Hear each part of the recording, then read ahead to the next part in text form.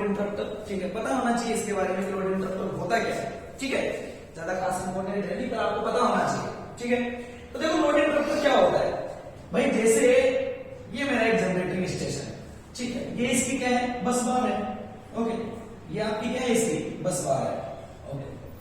अब इस बस बार में क्या है, लोड कनेक्टेड है भाई, जैसे चंडीगढ़ कनेक्टेड है, इस पे हरियाणा कनेक्टेड है, पंजाब कनेक्टेड है, सही है, 3-4 स्टेट इस पे क्या है, कनेक्टेड है, ठीक है। अब हर एक को क्या है, पावर की जरूरत है, सपोज दैट इसे इतना चाहिए, इसे इतना चाहिए, इसे इतना चाहिए, सही बात है नहीं है। अब यार तुम एक बात को सोचो ना कि लोड जो होता है ना उसकी क्या होती है, उसकी रिक्वायरमेंट तो हर एक टाइम पे बढ़ती रहती है, घटती रहती है, सही बात है। कभी सपोज दैट मान लो इसको ज्यादा की जरूरत पड़ गई, कभी कम की जरूरत पड़ गई, सही बात है नहीं है। लेकिन जो जनरेटर है वो जो पावर को डिलीवर करता है वो तो अपनी रेटिंग के हिसाब से ही कर सकता है, जितनी कैपेसिटी है उतना ही कर सकता है। अब इसकी कैपेसिटी कितनी है, इसकी कैपेसिटी है कि ये मैक्सिमम कितनी डिलीवर कर सकता है, 300 एमबी डिलीवर कर सकता है, सही बात है नहीं है। तो सपोज दैट इसके ऊपर इस तरीके से 4 लोड कनेक्टेड है, इसने देखा इसको कितनी जरूरत है, 150 की, इसको कितनी जरूरत है, 100, कितने हो गए टोटल, 250 हो गया, ये कितनी है, 50। जब तुम इन तीनों को देखोगे तो ओवरऑल कितना हो चुका है भाई, 300 एमबी हो चुका है, नहीं हो चुका है, सही बात नहीं है। क्या इससे ज्यादा ये जो 300 हो चुका है, इन तीनों का सम कितना हो चुका है, 300 हो चुका है, क्या इससे ज्यादा ये डिलीवर कर पाएगा क्या, अरे इससे ज्यादा तो डिलीवर नहीं कर पाएगा ना, सही बात नहीं है। अब कंज्यूमर ने क्या किया, इसके ऊपर एक एक्स्ट्रा लोड लगा दिया, कितने का लगा दिया, 50 एमबीए का। भाई अगर एक्स्ट्रा लोड लगा दोगे जब उसकी इतनी कैपेबिलिटी ही नहीं है, आप लोड ज्यादा कनेक्ट करोगे तो इसके सिस्टम इसको चलने में प्रॉब्लम होगी, हो सकता है इतनी लोड में डिलीवर कर पाएगा क्या, ये बिल्कुल नहीं कर पाएगा, तो फिर करेगा क्या। तो बेटा इन सबके ऊपर ना एक इक्विपमेंट लगा होता है जिसको बोला जाता है लोड इंटरप्टर, क्या बोलते हैं उसको, लोड इंटरप्टर। तो देखो सबसे अच्छी खास बात क्या है, सबसे अच्छी खास बात क्या है कि जैसे ही इसके ऊपर लगा हुआ लोड 300 से बड़ा, मतलब उसकी रेटेड वैल्यू से जैसे ही बढ़ा, पिक्चर में कौन आ गया, लोड इंटरप्टर आ गया। उसने किया क्या, जो एक्स्ट्रा लोड था ना उसको ये क्या करेगा, इससे डिस्कनेक्ट कर देगा, क्या कर देगा, उसको डिस्कनेक्ट कर देगा, वेरी गुड, ओके। और बेटा इस फिनोमेना को जो बोला जाता है ना, इसको क्या बोला जाता है, तो इसको बोला जाता है लोड शेडिंग, क्या बोलते हैं इसको, लोड शेडिंग भी बोला जाता है, क्लियर है नहीं है। तो ये इंपॉर्टेंट है, ध्यान रखना, ओके, छोटी सी बात है लेकिन ओके क्लियर रखना जरूरी है कि लोड इंटरप्टर क्या होता है। तो अगर जनरेटर पे कनेक्टेड जो लोड है अगर वो उसकी रेटिंग से ज्यादा लगा हुआ है तो वो एक्स्ट्रा लोड को क्या कर देता है, जनरेटर से डिस्कनेक्ट कर देता है, उसको क्या बोला जाता है, लोड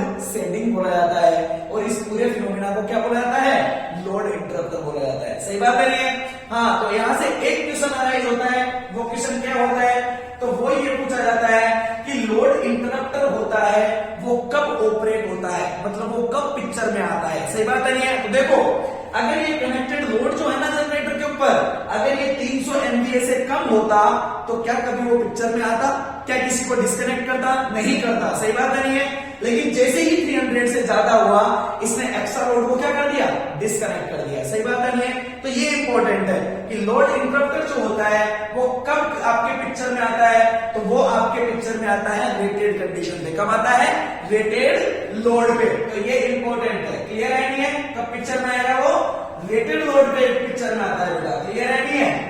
अगर लोड रेटेड लोड से कम लगा हुआ है तो ये आपका वर्क नहीं करेगा, और अगर ज्यादा हुआ है तो एक्स्ट्रा लोड को क्या कर देता है, डिस्कनेक्ट कर देता है, क्लियर है नहीं है। तो ये होता है आपका लोड इंटरप्टर, ओके।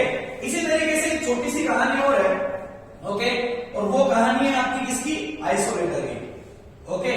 तो ये भी समझ लो भाई आइसोलेटर क्या होता है, क्लियर है। तो समझना जरा ध्यान से, देखो होता है क्या, सिस्टम में क्या फिनोमेना है, ओके, समझना जरा। सिस्टम ऐसा होता है, ये है आपकी लाइन इस तरीके से, ठीक है। अब लाइन में ये लगा हुआ है आपका कौन, सर्किट ब्रेकर, कौन है आपका, सर्किट ब्रेकर है, ठीक है। अब सपोज दैट आपके सिस्टम में क्या है, फॉल्ट आएगा, हमारे सिस्टम में फॉल्ट आ जाता है तो सर्किट ब्रेकर काम करता है, सही बात नहीं है।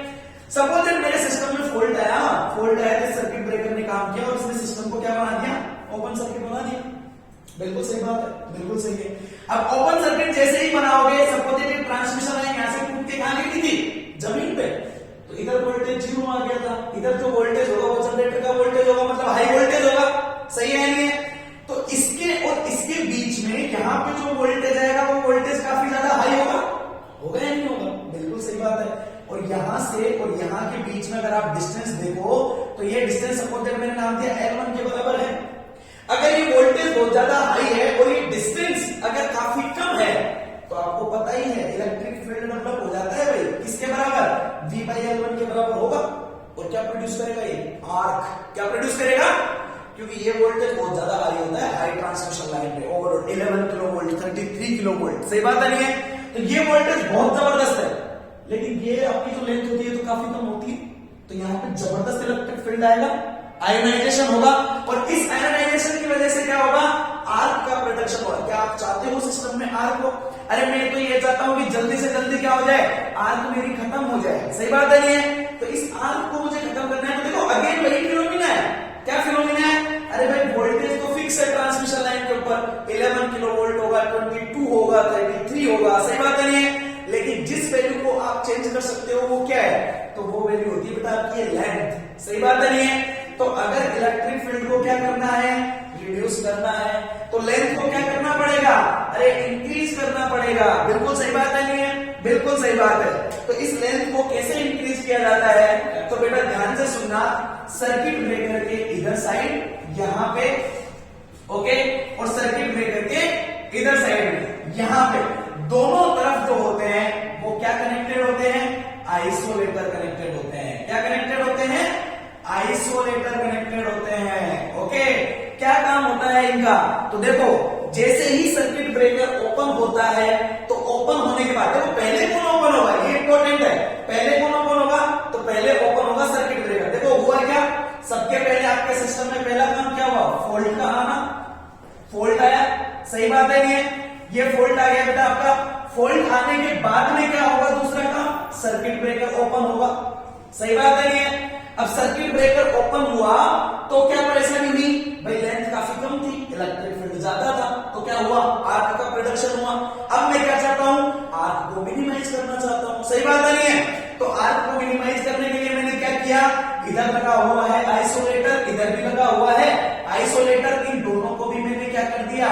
ओपन कर दिया। क्या कर दिया मैंने? इन दोनों को ओपन कर दिया। सही बात है नहीं है? तो देखो 3 ओपन सर्किट हो गए, एक इधर, एक इधर, एक इधर। सही बात है नहीं है? सपोज दैट यहां से यहां तक इसकी लेंथ को मैं नाम देता हूं L2 और इसकी लेंथ को नाम देता हूं सपोज दैट कितना? L3। अरे ये ऐसा नहीं हो गया कि कोई सर्किट है जिसमें एक रेजिस्टेंस कनेक्टेड है, अकेला अगर कनेक्टेड होगा तो पूरा का पूरा वोल्टेज उसके ऊपर होगा। अगर 3 रेजिस्टेंस कनेक्टेड है तो कुछ इसके ऊपर होगा, कुछ इसके ऊपर होगा, कुछ इसके ऊपर होगा। होगा कि नहीं होगा? ऐसे वोल्टेज डिवीजन रूल। बिल्कुल।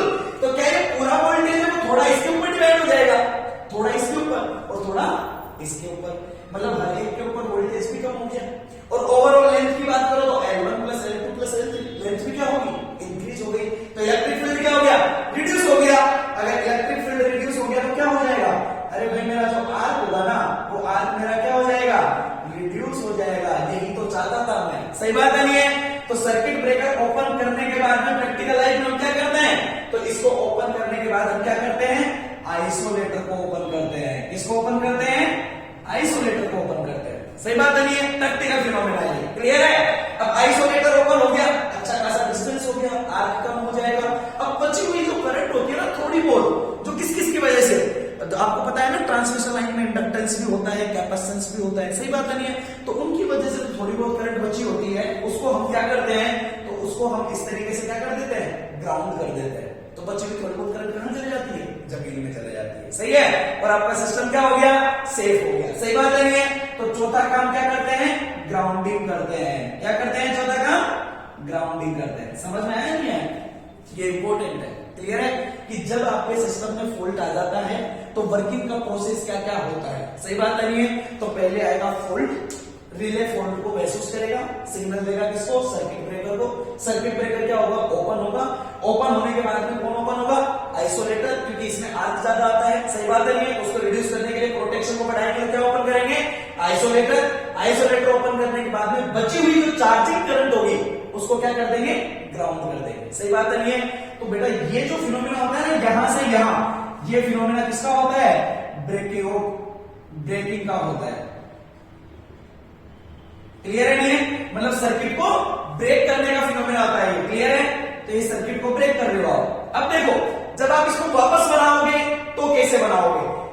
इसको वापस बनाओगे ना तो इसका जस्ट उल्टा चलोगे, क्लियर है नहीं है? तो वो किसका फिनोमेना हो जाएगा? सर्किट मेकिंग का हो जाएगा। जब आप फॉल्ट करंट को खत्म कर लोगे ना, सिस्टम को वापस से अच्छा कर लोगे, ट्रांसमिशन लाइन जो टूटी थी उसको सही कर लोगे वापस, तो वापस से इसको बनाओगे ना। तो कैसे बनाते हो? तो सबसे पहले करते हैं उसको ग्राउंडिंग, फिर क्या करते हैं? फिर बांधते हैं आइसोलेटर, फिर क्या बांधते हैं? फिर बांधते हैं सर्किट ब्रेकर, फिर क्या करते हैं? फिर धीरे धीरे फॉल्ट करंट कम हो जाती है, सिस्टम आपका क्या हो जाता है? सेव हो जाता है। तो ये सीक्वेंस आपको याद रखना है, क्लियर है? कि फॉल्ट आता है तो इस तरीके से सर्किट ब्रेक होता है पूरा का पूरा, ये इस तरीके से ऑपरेट करते हैं, और जब मेकिंग करते हैं तो वापस इस तरीके से होता है। सही बात है नहीं है? ओके, तो आइसोलेटर के लिए कौन कौन से पॉइंट जो है वो आपके इंपॉर्टेंट हो चुके हैं, क्लियर है? तो पहला पॉइंट क्या हो चुका है कि आइसोलेटर जो होता है वो बेटा कब काम करता है? तो वो जब काम करता है जब आपका जो सर्किट ब्रेकर होता है ना, वो सर्किट ब्रेकर आपका ओपन रहता है। तो बताओ, जब सर्किट ब्रेकर ओपन रहेगा तो क्या लोड कनेक्टेड होगा क्या उसके ऊपर? है? अरे सर्किट ब्रेकर तो ओपन हो गया ना, सिस्टम यहां पे, लोड यहां पे, तो लोड क्या हो गया है? डिस्कनेक्ट हो गया है, क्लियर है नहीं है? तो पहली बार आपका आइसोलेटर जो वर्क करता है, आपका आइसोलेटर जो वर्क करता है वो कहां पे करता है बेटा? तो एट नो लोड। कहां पे करता है? नो लोड पे करता है। सही बात है ये? दूसरी चीज, आइसोलेटर के लिए क्या खास बात है? कहां कनेक्टेड होता है? क्लियर है नहीं है? तो आइसोलेटर कनेक्टेड होता है, वो कनेक्टेड कहां होता है? तो both side of the circuit breaker, circuit breaker के दोनों तरफ लगा हुआ होता है ये। सही बात है नहीं है? तीसरी खास बात, क्लियर है नहीं है? Current rating. ओके, अब देखो ये इंपॉर्टेंट है, ये आप लोगों से कभी कभी पूछ लेता है। कैसे? कि एक बात बताओ, क्या आइसोलेटर के लिए करंट रेटिंग की जरूरत है? अरे यार वो लोड पे कनेक्टेड ही नहीं है, उसको करंट से मतलब है क्या? नहीं। उसका यूज क्या है? उसका यूज तो इस आर्क को खत्म करने का काम है। सही बात नहीं है? तो क्या करंट से कोई मतलब है क्या इसको? नहीं, कोई मतलब नहीं है। सही बात नहीं है? तो ये इंपॉर्टेंट है। क्या पूछ लेता है कि करंट रेटिंग जो होती है क्या वो आपके सिस्टम को, किसको? आइसोलेटर को, क्या आइसोलेटर को रिप्रेजेंट करने के लिए क्या करंट रेटिंग की जरूरत होती है क्या? नहीं, क्योंकि आइसोलेटर का करंट से कोई भी लेना देना नहीं है। क्लियर है नहीं है? इंपॉर्टेंट है ये चीज। ओके, तो ये बातें जो है ये आप लोगों को ध्यान में रखनी है। पहली बात की नो लोड पे यूज होता है, दूसरी बात दोनों तरफ यूज होता है, तीसरी बात करंट रेटिंग की कोई जरूरत नहीं होती है। इनका वर्किंग का, ऑपरेशन का फिनोमेना याद रखना है बेटा। सबके पहले फॉल्ट आएगा, फिर सर्किट ब्रेकर ओपन होगा, फिर क्या होगा? आइसोलेटर ओपन होगा, और फिर क्या कर देंगे हम उसको? ग्राउंडिंग कर देंगे। क्लियर है? तो मैंने सबका फिनोमेना आप लोगों को अच्छे से बताया कि कौन सा करंट क्यों यूज में होता है और क्या उसका सीक्वेंस होता है। क्लियर है? तो ये होता है हमारा आइसोलेटर। दोनों छोटे छोटे टॉपिक थे। टॉपिक को कहते हैं मतलब आपको थोड़ी बहुत इनके बारे में जानकारी होना जरूरी है। ओके, आप पढ़ रहे हो तो आपको पता होना चाहिए। ठीक है? ओके, तो अब मैं आप लोगों का मेन टॉपिक शुरू करता हूं, that is called your relay. Okay, you सब उसी का इंतजार कर रहे हो तुम लोग हैं? तो भाई जिसका इंतजार कर रहे हैं उसी को पढ़ लेते हैं। ओके, तो that is your relay. Okay, relay. Okay, हाँ तो भाई अपनी पेटी मान लो सब लोग और ध्यान से समझ लो। ठीक है, यही तो समझना था आप लोगों को, हैं? तो देखो, अब देखो यार, रिले और सर्किट ब्रेकर पढ़ाने से पहले मैं आप लोगों को एक ऐसा सर्किट बनाता हूं, ठीक है, जिससे आप लोगों के दोनों का ही क्लियर हो जाएगा कि रिले का क्या काम करता है, क्यों यूज करते हैं, और सर्किट ब्रेकर का क्या काम होता है, कैसे यूज करते हैं। ठीक है? हाँ, तो समझिए, आपका जनरेटर होता है वो कनेक्टेड होता है किससे? बस बार से। यही होता है ना कहानी। यहां से ये आपका जनरेटर है, मान लो ये कनेक्टेड है किससे? बस बार से। ठीक है? ये उसके ऊपर देता है कोई ना कोई वोल्टेज, एक फिक्स वोल्टेज होता है बस बार के ऊपर। अब बस बार पे क्या कनेक्टेड होते हैं? लोड। लोड के और बस बार के बीच में क्या कनेक्टेड होती है? Transmission line. सही बात है नहीं है? तो ये है बेटा मेरी ट्रांसमिशन लाइन। मान लो यहां नीचे जाके कहीं यहाँ पे क्या कनेक्टेड है? आपका चंडीगढ़ कनेक्टेड है इस ट्रांसमिशन लाइन से नीचे जाके। ठीक है? तो ये होगी आपकी बस बार, और इससे मैंने बना दिया कि ये क्या है? मेरी ट्रांसमिशन लाइन। ये मैंने ट्रांसमिशन लाइन को दिखा दिया। सही बात है नहीं है? ओके, तो बस बार के ऊपर कौन होगा? वोल्टेज होगा, और ट्रांसमिशन लाइन में क्या होगी? करंट होगी। ट्रांसमिशन लाइन में क्या होगी? करंट। सही बात है नहीं है? ओके, अब क्या होता है? रिले क्या होता है? ठीक है, रिले का काम क्या होता है? ओके, ये इंपॉर्टेंट है। तो किस तरीके से देखोगे? तो भाई जरा देखो, रिले क्या करता है कि relay every instant of time पे उसके दो ही काम होते हैं। पहला काम ये होता है कि वो हमेशा मेजर करता रहता है कि इस ट्रांसमिशन लाइन में फ्लो होने वाली जो करंट फ्लो हो रही है वो कितनी फ्लो हो रही है। सही बात है नहीं? तो यहाँ पे क्या कनेक्टेड होता है, ट्रांसफार्मर कनेक्टेड होता है। इस तरीके से काम करता है, मैं बताऊंगा अभी, ठीक है, डोंट वरी, ओके। और दूसरी कहानी क्या होती है, इसमें एक और ट्रांसफार्मर कनेक्टेड होता है बेटा, इस तरीके से, जो क्या मेजर करता रहता है, वो मेजर करता रहता है आपका पोटेंशियल, किसके ऊपर, बस बार के ऊपर। सही बात है नहीं है? ओके। तो इस तरीके से दो ट्रांसफार्मर लगे होते हैं। ये ट्रांसफार्मर जो कहलाता है, इसको बोला जाता है बेटा करंट ट्रांसफार्मर। क्लियर है नहीं? इसको शॉर्ट फॉर्म में हम इसको बोलते हैं सीटी, ओके, करंट ट्रांसफार्मर, ओके। और इसको जो बोला जाता है पोटेंशियल ट्रांसफार्मर, ठीक है, और इसको शॉर्ट फॉर्म में हम बोलते हैं पीटी। तो कभी कभी हम लोग ऐसे भी बोलते हैं कि रिले में मेन काम किसका होता है, सीटी पीटी का होता है, ओके। हाँ, तो ये इस तरीके से होता है। और फिर यहाँ पे इससे क्या होता है, एक हैंडल कनेक्टेड होता है इस तरीके से, ठीक है। पहले देखते जाओ, तुम लोग हैं तो यूं ही समझ में आ जाएगा, डोंट वरी, ओके। ये इस तरीके से एक कॉइल होती है, ओके। फिनोमेना बड़ा सिंपल है, बिल्कुल, ओके ओके। पूरी की पूरी ट्रांसमिशन लाइन है भैया।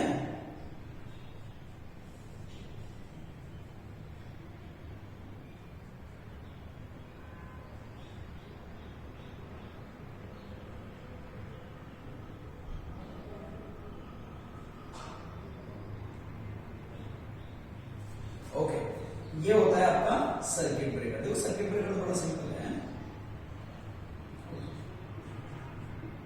ओके। हाँ भाई जरा देखना, ओके। देखो फिनोमेना क्या होता है, अब जरा समझने की कोशिश करना, ठीक है। हाँ देखो, ये आपका जनरेटर था, ओके। इस जनरेटर ने एक वोल्टेज प्रोड्यूस किया और वो ट्रांसमिशन लाइन में क्या भेजा है, करंट आगे लगा हुआ है, मान लो आपका चल दिया, सही है, ओके।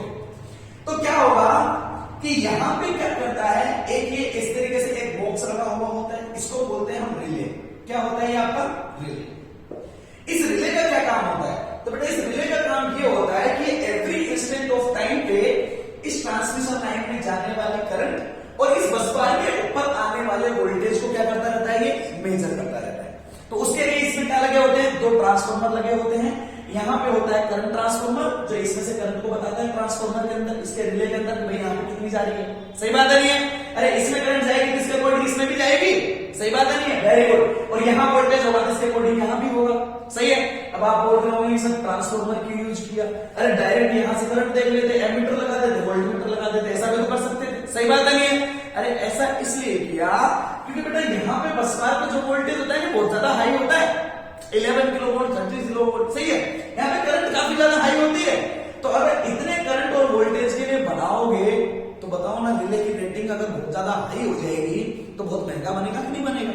अब ट्रांसफार्मर आपके पास ऐसा इक्विपमेंट है कि अब यहाँ वोल्टेज ज्यादा है तो उसको नंबर ऑफ टर्न्स को वेरी करके यहाँ कम कर सकते हो, और यहाँ करंट ज्यादा है तो नंबर ऑफ टर्न्स को वेरी करके यहाँ पे करंट को क्या कर सकते हो, कम कर सकते हो। सही बात है नहीं है? तो लो रेटिंग का बना लो ना बेटा, सस्ता बन जाएगा। सही बात है नहीं है? तो इसलिए क्या यूज में लेते हैं, ट्रांसफार्मर, सीटी और पीटी। क्लियर है नहीं है? अब वेरी गुड। अब देखो कहानी में क्या होगा, अब देखो भाई इसकी प्री डिटरमाइंड कंडीशन है, ओके। इसका कुछ ना कुछ वोल्टेज फिक्स कर देते हैं, कुछ ना कुछ क्या कर देते हैं, करंट फिक्स कर देते हैं। किसके लिए, रिले के लिए। भाई मैंने सेट कर दिया, अगर बस बार में वोल्टेज इसके पहले से तो फिक्स किए हुए वोल्टेज से अगर ज्यादा हो जाएगा तो रिले ऑपरेट करेगा। अगर ट्रांसमिशन लाइन में जाने वाली करंट इस करंट से ज्यादा हो जाएगी तो रिले ऑपरेट करेगा। सही बात है नहीं है? मतलब ये जो वैल्यूज है, ये वैल्यू आपकी कौन सी होगी, प्री डिटरमाइंड वैल्यू। क्लियर है नहीं है? जो आप लोगों को पता ही है, वो आप लोगों ने पढ़ा था रिलायबिलिटी में, ओके। तो ये प्री डिटरमाइंड वैल्यू पहले से फिक्स है, ओके। अब देखो सपोज दैट भैया सिस्टम में कहीं का आ गया फॉल्ट आ गया। अब जैसे फॉल्ट आता है, आपको पता है ट्रांसमिशन लाइन में करंट बढ़ती है, जानते हो ना। अब जैसे इसमें करंट बढ़ेगी, इसमें एंडिंग में करंट बढ़ेगी तो इसमें भी बढ़ेगी, according to number of turns, बिल्कुल बढ़ेगी। तो इसमें जैसे करंट बढ़ी, तुरंत यहां करंट बढ़ेगी, किसको पता चलेगा, रिले को। अगर ये आने वाली करंट अगर इस आई जो प्री डिटरमाइंड वैल्यू थी, अगर उससे क्या हो जाती है, ज्यादा हो जाती है, सपोज दैट इसको आई नोट वी नोट बोल देता हूं मैं, तो अलग से लग जाएगा। क्लियर है? अगर इस आई नोट से ज्यादा हो जाती है तो इसको पता लग जाएगा कि क्या हो चुका है, फॉल्ट आ चुका है। क्या करेगा ये, एक सिग्नल जनरेट करेगा। क्या करेगा ये, एक सिग्नल जनरेट करेगा। और क्या करेगा, ये वाला वाले हिंग से इसको क्या कर देगा, क्लोज कर देगा। जैसे ही ये क्लोज होगा, यहाँ पे क्या लगी हुई है, बैटरी लगी हुई है बेटा, डीसी बैटरी है, क्लियर है नहीं है? तो इसमें क्या फ्लो होना शुरू हो जाएगा, करंट फ्लो होना शुरू हो जाएगा, सही बात है नहीं है? ये करंट इसमें जाएगा तो इस कोयल में होता हुआ जाएगा, सही बात है नहीं है? इस कोयल का जो नाम होता है वो नाम होता है बेटा ट्रिप कोयल। क्या बोलते हैं इसको, तो इसको बोला जाता है ट्रिप कोयल, क्लियर है? अब इस कोयल में जैसे ही करंट जाएगा एक मैग्नेटिक फील्ड डेवलप होगा। देखो तुम बहुत अच्छी तरीके से जानते हो कि मैग्नेटिक फील्ड ऐसा इंसान है जो मैकेनिकल पावर को इलेक्ट्रिकल में, इलेक्ट्रिकल पावर को मैकेनिकल में क्या कर सकता है, अच्छे से कन्वर्ट कर सकता है, सही बात है नहीं है? तो ट्रिप कोयल क्या करेगा, तो बेटा एक ट्रिप कोयल एक फोर्स लगाएगा, किसके ऊपर, इसके ऊपर। ये क्या है, हैंडल है, ओके, क्या है ये, तो ये आपका हैंडल है, किसका हैंडल है, सर्किट ब्रेकर का हैंडल है भाई, है? तो ये मैकेनिकल फोर्स लगाएगा और हैंडल से इसको खींचेगा, खींचेगा तो क्या करेगा, ये सर्किट ब्रेकर पीछे खिसक जाएगा, और पीछे खिसक जाएगा तो सर्किट क्या हो जाएगा आपका, ओपन हो जाएगा, क्लियर है नहीं है? तो समझे बात को, है? तो ये रिले और सर्किट ब्रेकर का क्या होता है, कॉम्बिनेशन होता है, ठीक है? अब देखो, आप रिले को अगर समझोगे तो सर्किट ब्रेकर को समझोगे तो देखो क्या, फॉल्ट को सेंस करने का काम किसका होता है, रिले का। फॉल्ट को सेंस करने का काम किसका होता है, रिले का। तो अगर तुम बात करो, तो अगर जो इंसान सेंस करता है वो कौन होता है, तो वो होता है आपका रिले, सही बात नहीं है? सर्किट ब्रेकर क्या करता है, सर्किट को डिस्कनेक्ट करने का काम क्या कौन करता है, तो डिस्कनेक्ट करने का काम कौन करता है, सर्किट ब्रेकर, सही बात नहीं है? तीसरी चीज, अगर आप बोलो कि यार फॉल्ट करंट ज्यादा है कम है, कैलकुलेशन करना, समझना, करना, हर एक इंस्टेंट टाइम पे वैल्यू मेजर करना, तो ये सारे काम किसके होते हैं, रिले के होते हैं। इसीलिए रिले को एक बहुत इंपॉर्टेंट नाम बोला जाता है, क्या बोला जाता है, ब्रेन ऑफ द सिस्टम। क्या बोलते हैं, ब्रेन ऑफ द सिस्टम। तो ब्रेन ऑफ द सिस्टम किसको बोलते हैं, तो भाई ब्रेन ऑफ द सिस्टम बोलते हैं रिले को। क्यों, क्योंकि यही इंसान है जो सेंस करता है। अरे आपका सर्किट ब्रेकर तो एक मैकेनिकल फिनोमिना है, आपने हैंडल पकड़ा, खींचा, ओपन हो गया, क्लियर है नहीं है? रिले ने बोला ऑफ कर दे, वापस सर यहाँ पे फोर्स लगाया, ऐसे क्लोज कर दिया, सही बात है नहीं है? तो ये तो पूरा मैकेनिकल फिनोमिना है, ये पूरा इलेक्ट्रिकल फिनोमिना है, सही बात है नहीं है? तो रिले जो होता है यही आपके सिस्टम का क्या होता है, ब्रेन होता है, क्लियर है? सर्किट ब्रेकर तो आपका मैकेनिकली काम करता है पूरा का पूरा, क्लियर है? क्या फिनोमिना होता है, कैसे वर्क करता है, तो डिटेल में हम जब पढ़ेंगे तो पढ़ेंगे भी सर्किट ब्रेकर, ठीक है? तो अभी इन चीजों को आप लोगों को इंपॉर्टेंट है और ध्यान में रखनी है, ठीक है? तो ये मैंने क्या ओवरऑल फिनोमिना बताया आपको, ठीक है? सर्किट ब्रेकर का और इसका एक साथ, ओके? तो छोटी मोटी बातें सारी क्लियर हो गई होगी आप लोगों के, ओके? अब हम लोग पढ़ते हैं रिले। अब शुरू करने जा रहा हूं मैं रिले, ठीक है? हाँ भाई, तो रिले को यहां से क्या क्या पता लगा आप लोगों को, तो रिले के बारे में भाई पहली चीज जो पता लगी वो तो ये पता लगी है कि रिले जो है वो आपके सिस्टम में क्या करता है, तो भाई इसका पहला जो मेन काम है वो ये है कि ये फॉल्ट को क्या करता है, सेंस करता है, ठीक है? तो ये फॉल्ट को सेंस करता है, ओके? दूसरी चीज, रिले का और क्या नाम, रिले का नाम क्या था, तो इसको क्या बोला जाता है, ब्रेन ऑफ द सिस्टम भी बोला जाता है, वेरी वेरी इंपॉर्टेंट, क्लियर नहीं है? ओके, आगे चलो। रिले जब ऑपरेट करता है तो रिले की जो रेटिंग की जो कंडीशन होती है, क्या वो रेटेड कंडीशन आपकी ट्रांसमिशन लाइन की रेटेड कंडीशन या बस बार की रेटेड कंडीशन के बराबर होती है या कम होती है, सही बात है नहीं है? अरे तो मैंने ट्रांसफॉर्मर यूज किया था, क्या किया था मैंने ट्रांसफॉर्मर से, ट्रांसफॉर्मर का बेटा काम ही ये था कि आपके पहले वाली से दूसरी वाली वाइंडिंग में करंट और वोल्टेज की वैल्यू को क्या कर सके, कम कर सके, ताकि मैं एक कम रेटेड का सिस्टम क्या कर सकूं, यूज कर सकूं, सही बात नहीं है? तो ये कैसा होता है, तो ये होता है आपका लो रेटेड सिस्टम, क्लियर है नहीं है? तो ये ज्यादा महंगा भी नहीं होता है, लो रेटेड सिस्टम होता है आपका, सही बात नहीं है? किस पे वर्क करता है, तो ये प्री डिटरमाइंड वैल्यूज के ऊपर क्या करता है, वर्क करता है, क्लियर है? तो कैसे वर्क करता है, क्या फिनोमिना होता है, ये तो आपको पता लगी है, क्लियर है? अब इसके बारे में कुछ खास बातें, इसके बारे में, रिले के बारे में, ओके? तो अब मैं लिखवाने जा रहा हूं आपको properties, okay? Properties of the relay. एक रिले में क्या क्या प्रॉपर्टी होनी चाहिए, क्लियर है? ओके, पहली प्रॉपर्टी, तो पहली प्रॉपर्टी क्या होनी चाहिए,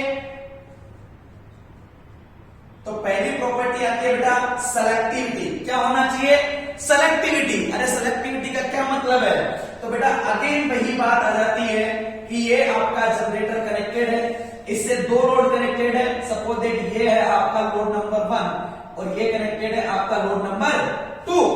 सपोज तो लोड 2 की ट्रांसमिशन लाइन पे आपका क्या आ गया बेटा, फॉल्ट आ गया है, यहाँ पे फॉल्ट आया है ना, सही बात है नहीं है? तो यहां से रिले सिग्नल जनरेट करेगा कौन सी ट्रांसमिशन लाइन को हटाने के लिए, लोड 2 वाली ट्रांसमिशन लाइन को हटाने के लिए।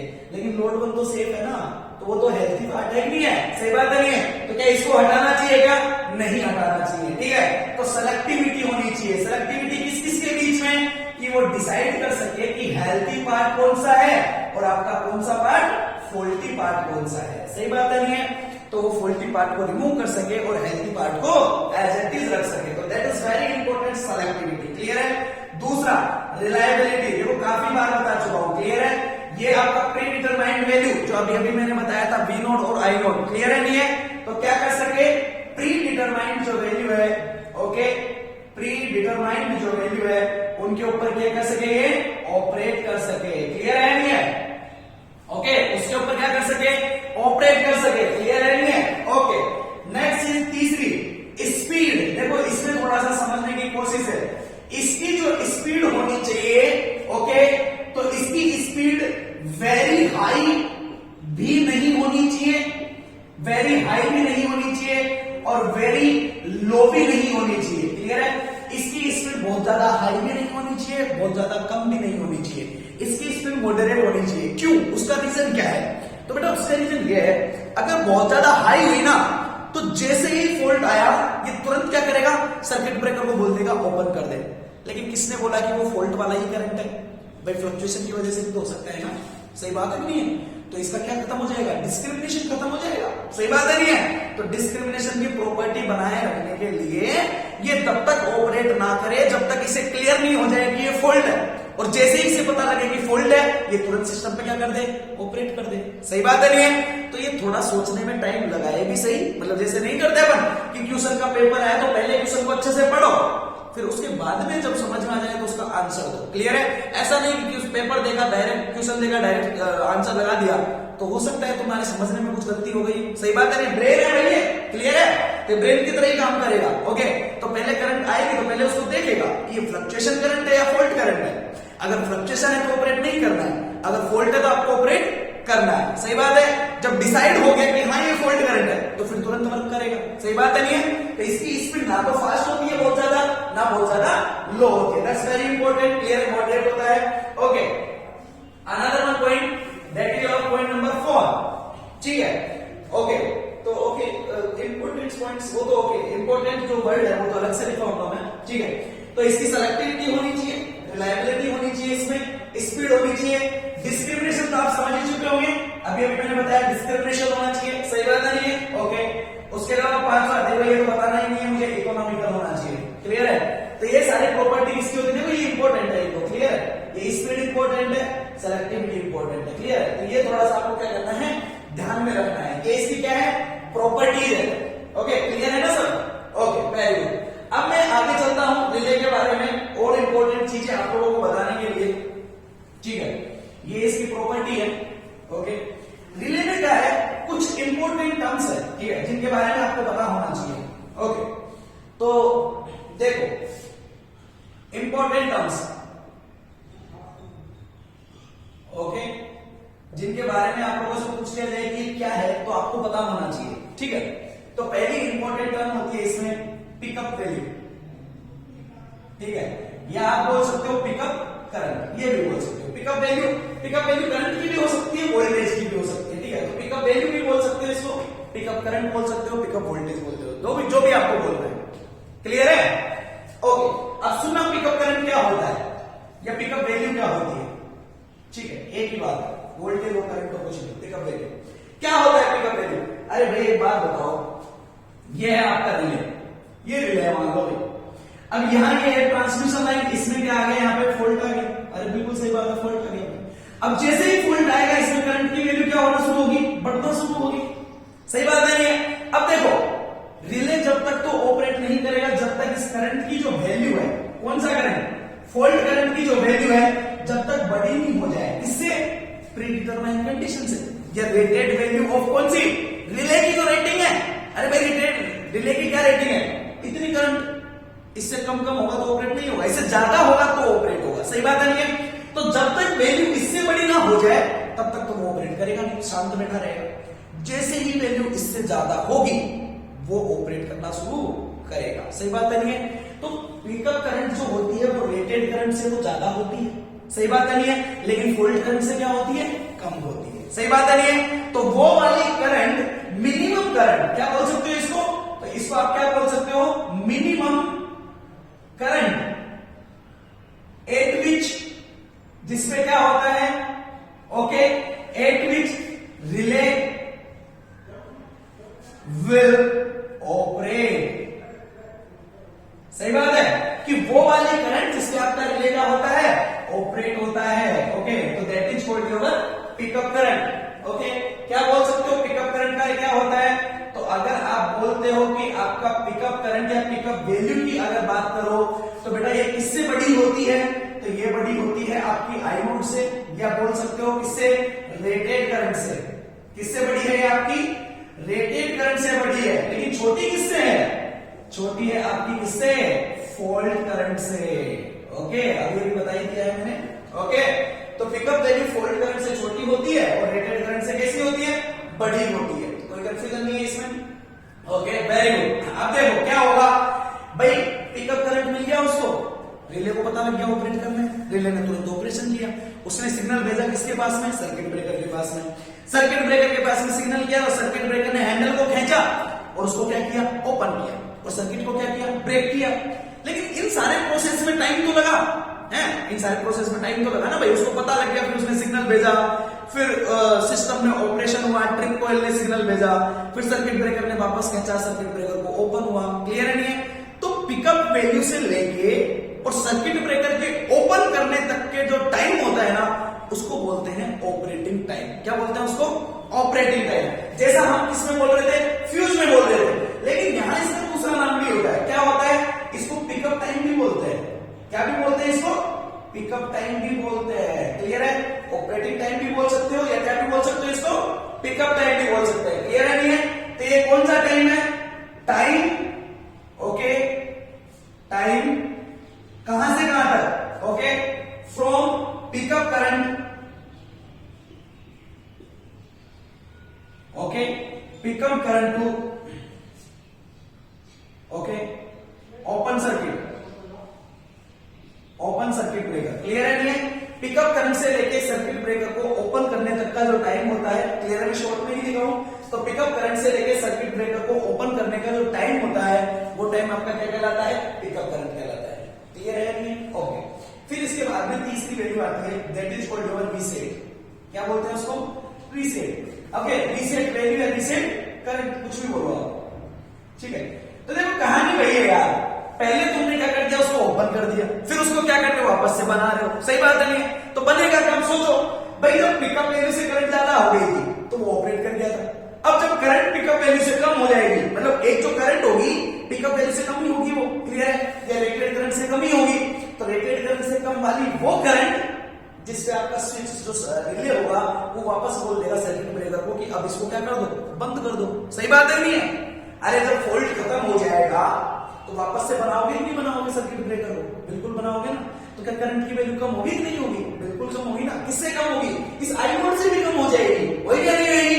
तो वो वाली करंट की वैल्यू जो इस रेटेड करंट से कम है और जिसमें आपका रिले क्या बोल देगा सर्किट ब्रेकर को कि आपका सिस्टम हेल्थी हो चुका है, वापस से नॉर्मल कंडीशन में आ जाओ। सही बात है नहीं है? तो वो करंट आपकी क्या कहलाती है, रीसेट वैल्यू कहलाती है। सही बात है नहीं है? तो ये क्या होती है, तो ये बेटा होती है आपकी मिनिमम करंट। ओके, क्या होती है आपकी minimum current at which, okay, system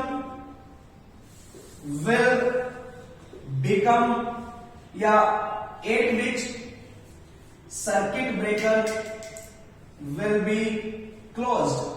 close का मतलब समझ रहे हो ना, क्लोज हो गया मतलब ओपन नहीं है, वापस से बंद हो गया और सिस्टम नॉर्मल तरीके से वापस से फ्लो होना शुरू हो गया, करंट वरंट जा रही है, सब कुछ अच्छे से चल रहा है। क्लियर है नहीं है? तो वो करंट आपकी क्या कहलाती है बेटा, रीसेट करंट कहलाती है। क्लियर है? तो इसमें कोई कंफ्यूजन नहीं है? ओके, तो ये कुछ टर्म्स है, तो छोटी मोटी चीजें आपको पता होनी चाहिए।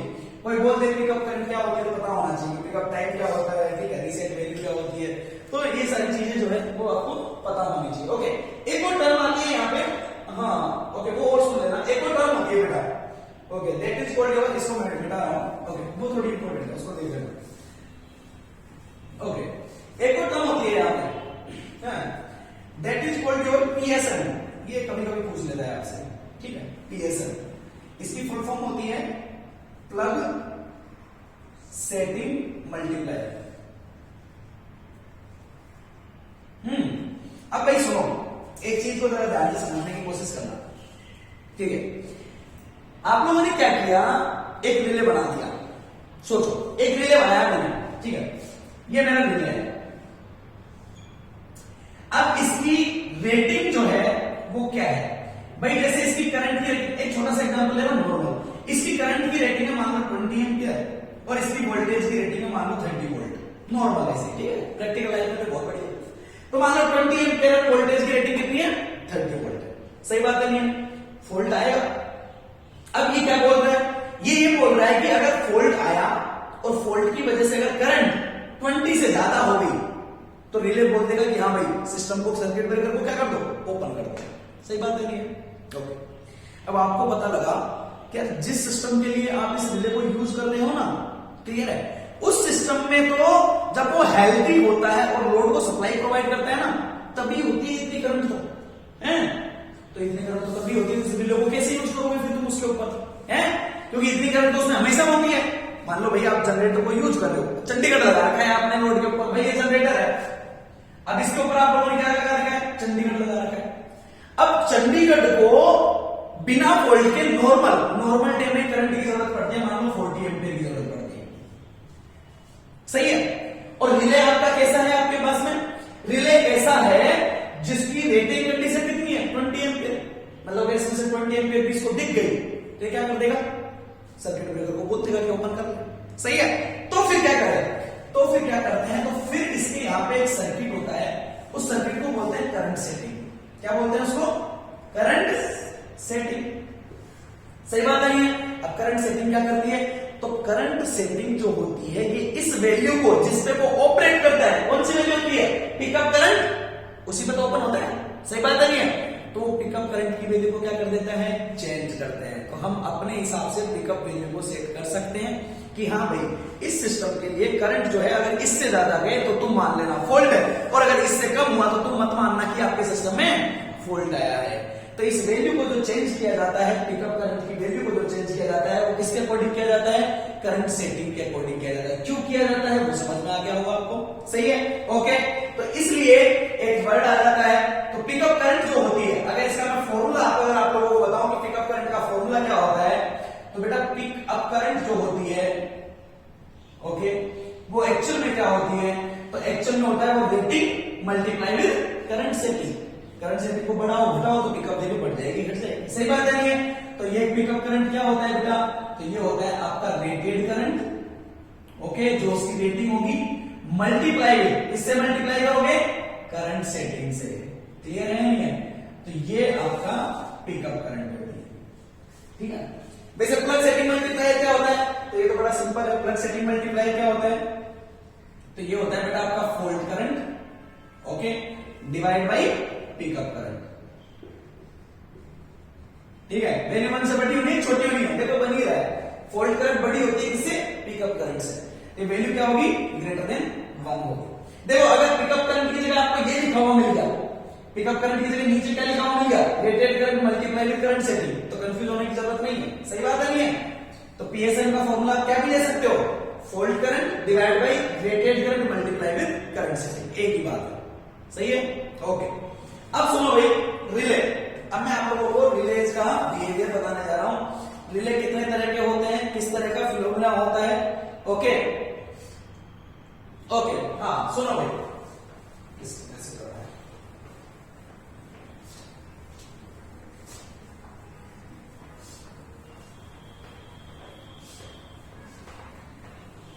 हाँ गाइस ध्यान से सुनना, ओके।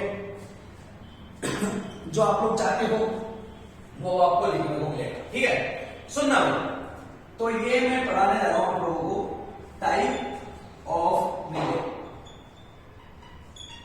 ठीक है, हाँ, तो इनका हम लोग क्लासिफिकेशन करते हैं। ठीक है, तो किस किस के बिहाफ पे हम लोग इसका क्लासिफिकेशन करते हैं पहले मैं उनको भी बता देता हूं आपको। क्लियर है? ओके, तो पहली कंडीशन वो होती है, ओके, किसके हिसाब से कर रहा हूं? क्लियर है? ओके, तो मैं कर रहा हूं, सबसे पहले मैं कर रहा हूं आपका एज पर लोकेशन। लोकेशन कहां यूज हो रहा है उसके हिसाब से रिले का क्लासिफिकेशन। क्लियर है? वे कितने तरह के होते हैं। Okay, classification number 2, as per time, time के हिसाब से क्लासिफिकेशन। ठीक है, okay, very good. Rule number 3, as per application,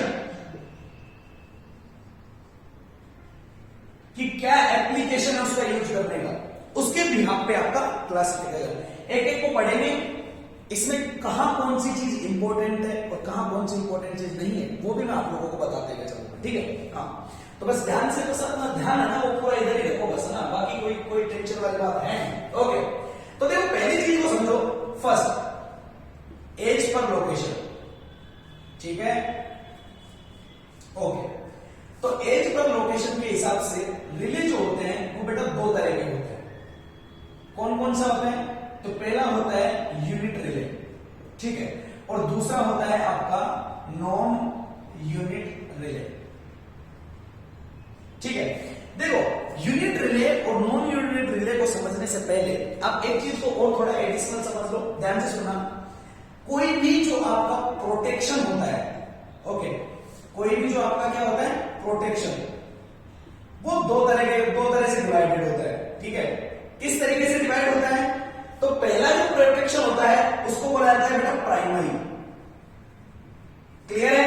या इसी को क्या बोला जाता है? Main protection. क्या बोलते हैं इसको? Main protection. सही बात है? नहीं है? दूसरा जो होता है इसको बोला जाता है बेटा बैकअप। क्या बोला जाता है इसको? Backup protection.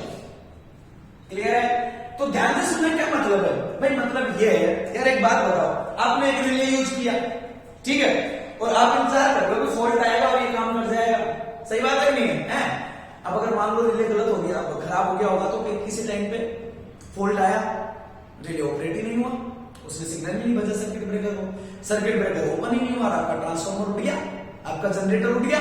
सही बात है नहीं है? तो फिर क्या करोगे? प्रॉब्लम हुई है सिस्टम में। सही बात है नहीं है? तो क्या करते हैं प्रोटेक्शन में, दो तरह के सिस्टम होते हैं। पहला होता है प्राइमरी, मतलब एक तो मेन है ही सही कि हाँ ये ऑपरेट करेगा ही करेगा, लेकिन मान लो अगर किसी रीजन पर इसने क्या नहीं किया, ऑपरेशन नहीं किया, क्लियर है नहीं है? तो फिर कौन यूज करेगा?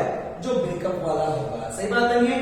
अगर ये ऑपरेट नहीं हुआ तो ये वाला ऑपरेट होगा। क्लियर है नहीं है? तो बैकअप प्रोटेक्शन कब ऑपरेट होता है? ओके, तो ये ऑपरेट होता है व्हेन मेन जो आपका होता है, ये आपका प्राइमरी प्रोटेक्शन होता है, व्हेन मेन जो प्रोटेक्शन है वो क्या हो जाए? आपका फेल हो जाए। अगर आपका मेन प्रोटेक्शन काम नहीं करेगा तो कौन काम करेगा? बैकअप प्रोटेक्शन करेगा। सही बात है नहीं है? ओके, अब देखो बेटा, एज पर लोकेशन के हिसाब से क्या क्या होता है? तो दो तरह के होते हैं, एक होता है यूनिट रिले, एक होता है नॉन यूनिट रिले। क्लियर है नहीं है? अब देखो, यूनिट रिले वो होते हैं जिसमें इन दोनों में से सिर्फ एक ही प्रोटेक्शन होता है, and that is your primary protection. कौन सा होता है इसमें? सिर्फ और सिर्फ कौन सा प्रोटेक्शन होता है इसमें? प्राइमरी प्रोटेक्शन होता है। इसमें बैकअप प्रोटेक्शन नहीं होता है। क्लियर है नहीं है? तो जिन इक्विपमेंट्स में सिर्फ एक ही प्रोटेक्शन होता है, बैकअप नहीं होता है, वो आपके कहलाते हैं यूनिट प्रोटेक्शन। या इसको दूसरा नाम भी बोल सकते हो, जो एक पर्टिकुलर डिवाइस के लिए यूज हो, जैसे जनरेटर के ऊपर आपने लगा दिया, दोनों तरफ डिफरेंशियल वगैरह। क्लियर है नहीं है? तो वो आपका यूनिट हो गया। जैसे सिर्फ ट्रांसफार्मर के लिए एक अलग से लगा दिया कि ये सिर्फ और सिर्फ क्या करेगा? ट्रांसफार्मर के फॉल्ट को देखेगा। सही बात है नहीं है? तो वो अकेले के लिए अलग से हो गया, तो उसमें बैकअप की जरूरत नहीं है। वो अकेला जो है वो सिर्फ और सिर्फ ट्रांसफार्मर के फॉल्ट को क्या करेगा? मेजर करेगा। सही बात है नहीं है? तो ऐसे जो होते हैं वो आपके कौन से कहलाते हैं? यूनिट प्रोटेक्शन कहलाते हैं, यूनिट रिले कहलाते हैं। कौन सा प्रोटेक्शन होता है इसमें? प्राइमरी होता है। क्लियर है? किस किस में यूज किया जाता है? तो बेटा ये किस किस में यूज किया जाता है? जनरेटर में लिया जाता है, और किस में यूज किया जाता है? ट्रांसफार्मर में यूज किया जाता है। क्लियर है ना सबके? Very good. दूसरा कौन सा होता है? Non unit. नॉन यूनिट में क्या होता है? अरे अगर आपका प्राइमरी प्रोटेक्शन भी हो, क्लियर है, और साथ के साथ में क्या भी हो, बैकअप प्रोटेक्शन भी हो। क्लियर है नहीं है?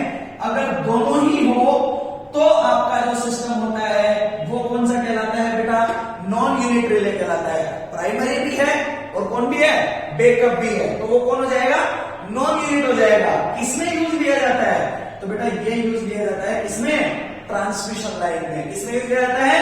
ट्रांसमिशन लाइन में। तो ये आपको ध्यान रखना है। अगर पूछ लिया जाए कि यूनिट रिले कहां यूज होता है और नॉन यूनिट रिले कहां यूज होता है, तो यूनिट रिले यूज होता है आपका किसमें? जनरेटर और ट्रांसफार्मर में। और नॉन यूनिट रिले कहां यूज होता है? ट्रांसमिशन लाइन में यूज होता है। क्लियर है नहीं है? तो ये छोटी सी बात थी, एज पर लोकेशन के हिसाब से बहुत छोटा सा ये क्लियर है। और क्लियर होना चाहिए माइंड में कि यूनिट क्या है, नॉन यूनिट क्या है। क्लियर है नहीं है? ये दोनों चीजें क्लियर होना चाहिए। प्राइमरी क्या है, बैकअप क्या है। Okay, very good. अब देखो, अब दूसरा क्लासिफिकेशन बताने जा रहा हूं मैं, that is your as per time. Okay, हाँ, बड़ा सिंपल है। तुम है मेरे से पढ़ोगे तो बड़ा सिंपल लगेगा। ठीक है, हाँ, बस तुम थोड़ा समझने की कोशिश करो, हर चीज को समझो अच्छे से ना। अब लॉकडाउन आ गया तो क्या करें, ऑनलाइन लगानी पड़ेगी, नहीं ऑफलाइन हो जाता। ओके, एज पर टाइम, देखो इसके हिसाब से ना काफी तरीके से क्लासिफिकेशन कर रखा है टाइम के हिसाब से। ठीक है, ओके, तो कौन कौन से क्लासिफिकेशन है मैं आपको बता देता हूं। ठीक है, इसमें पहला आता है बेटा आपका डेफिनेट टाइम। कौन सा आता है आपका? Definite time. भाई डेफिनेट टाइम का मतलब क्या है? अरे डेफिनेट टाइम का मतलब है कोई चीज, हाँ कहीं तो डेफिनेट है। डेफिनेट का मतलब क्या होता है? फिक्स। डेफिनेट का क्या मतलब है? फिक्स। डेफिनेट का मतलब है फिक्स। अरे फिक्स का क्या मतलब है? भाई फिक्स का मतलब यह है कि अगर इस रिले को दिखा कि सिस्टम में क्या आ गया, फॉल्ट आ गया, तो सपोज दैट इस रिले को ऑपरेट करने में मान लो 10 सेकंड लगती है।